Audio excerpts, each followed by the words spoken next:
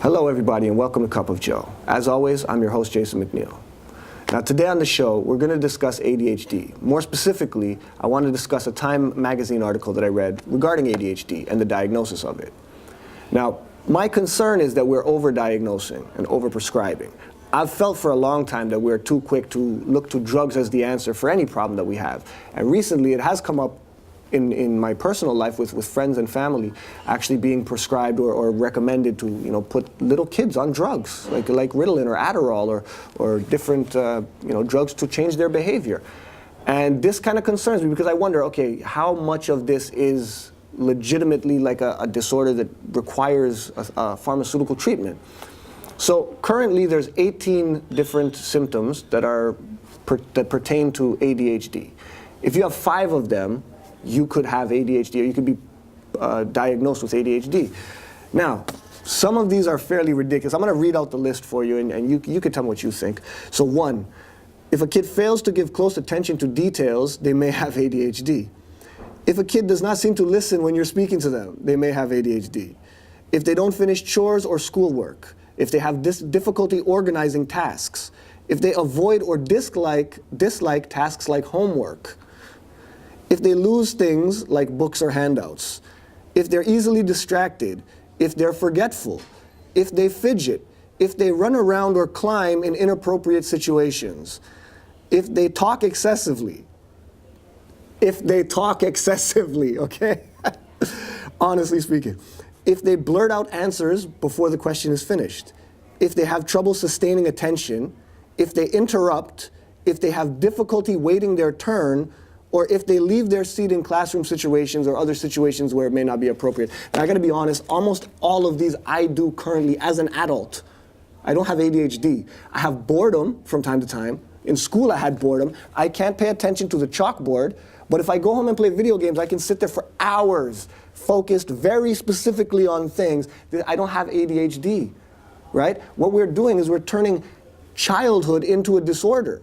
Kids run around. Kids want to jump and play and climb, especially in situations where we're telling them you're in class all day and you have to sit there and don't move. These kids need to get their exercise. Now, here's the thing. One of the doctors quoted in the article said there are 20 other disorders that share the symptoms or display the same symptoms as ADHD.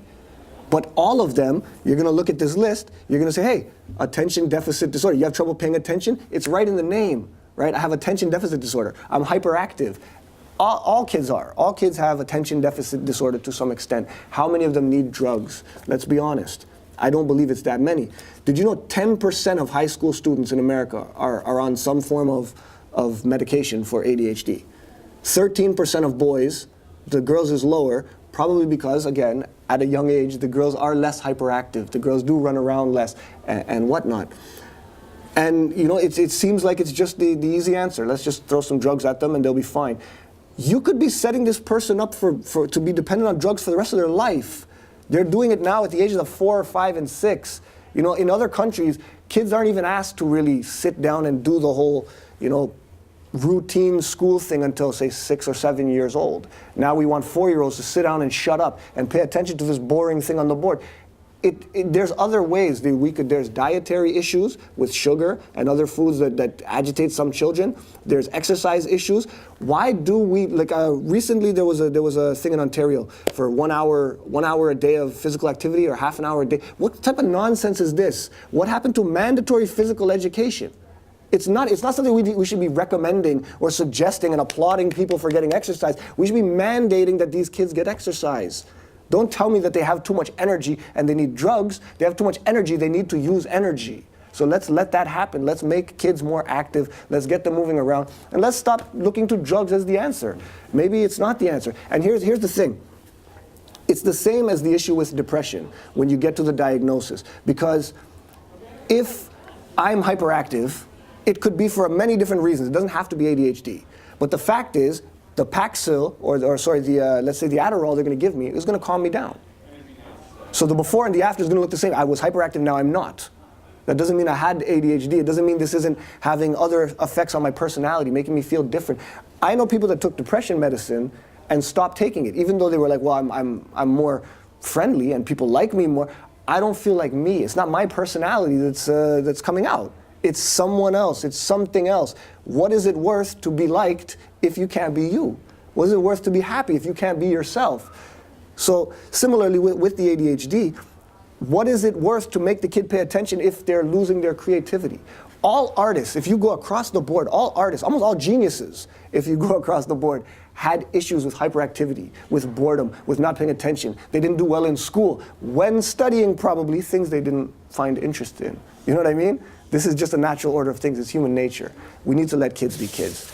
But this is just how I feel. You might feel differently. You might think that ADHD is a very serious problem. Now, I'm not saying nobody has to be medicated for their hyperactive disorder. I'm just thinking that we tend to make it too easy to make that the answer.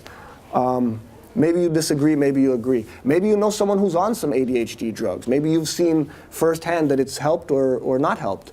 I'd love to hear from you. So hit me up on the Twitter at cupofjoecanada, or feel free to email me at averagejoe@cupofjoecanada.com.